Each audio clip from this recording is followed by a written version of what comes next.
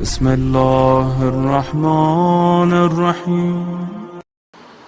بہت مشہور واقعہ جو ہے وہ میر داماد کا، جو ملا صدرہ کے استاد تھے، جوان طالب علم تھے، اس وقت کا واقعہ ہے، سنا ہوگا غالباً آپ نے پہلے۔ اس زمانے میں اصفہان میں جو سلطان تھا، اس کی گھر سے ایک بیٹی جو ہے وہ لڑ کے چلی گئی، گھر سے نکل گئی۔ انہوں نے بہت ڈھونڈا، ان کو نہیں ملی۔ سپاہی رات کو واپس آیا، بولا نہیں ہے۔ دوسرے دن صبح ہوئی تو دیکھا بیٹی خود واپس آ گئی۔ سلطان نے بیٹی کو بلایا، پوچھا سب خیر ہے، سب ٹھیک، کوئی پرابلم، کوئی مشکل تو کوئی پریشانی؟ کہا نہیں۔ گھر والوں سے پوچھا، کہا نہیں سب ٹھیک ہے۔ تو پوچھا بیٹی کہاں چلی گئی تھی؟ کہاں وہ لڑ گئی تھی، مطلب ناراضگی ہو گئی، لڑ گئی، وہ بیٹی تھی سلطان کی، چلی گئی۔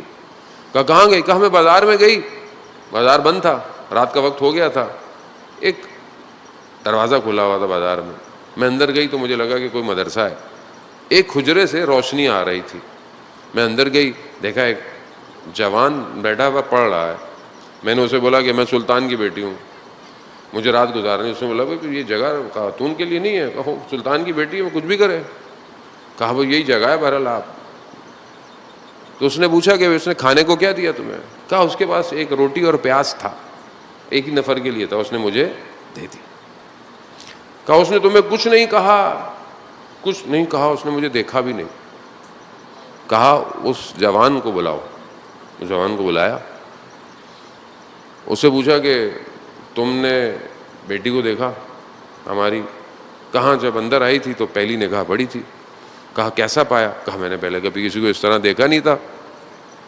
کہا پھر ساری رات وہ تمہارے کمرے میں رہی، تم نے اسے دیکھا بھی نہیں؟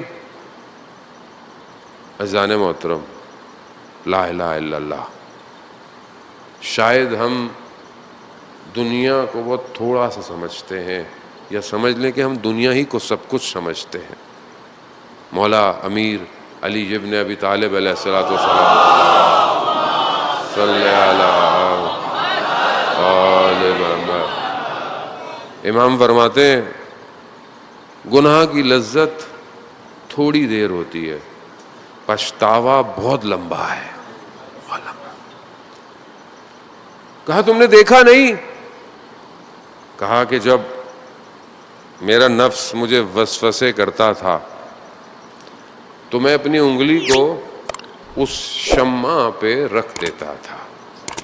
کہا پھر، کہا ایک ایک کر کر میں نے، اس نے اپنا ہاتھ نکالا، ساری انگلیاں جلی ہوئی تھیں، ایک ایک کر کے میں نے اپنی ساری انگلیاں جلا دیں، مگر میں نے کہا کہ جہنم کی آگ سے میں بچنا چاہتا ہوں۔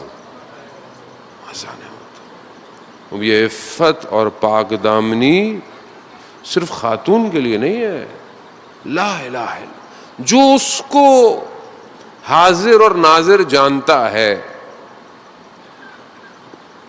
یہی تو دیکھیں کمال ہے۔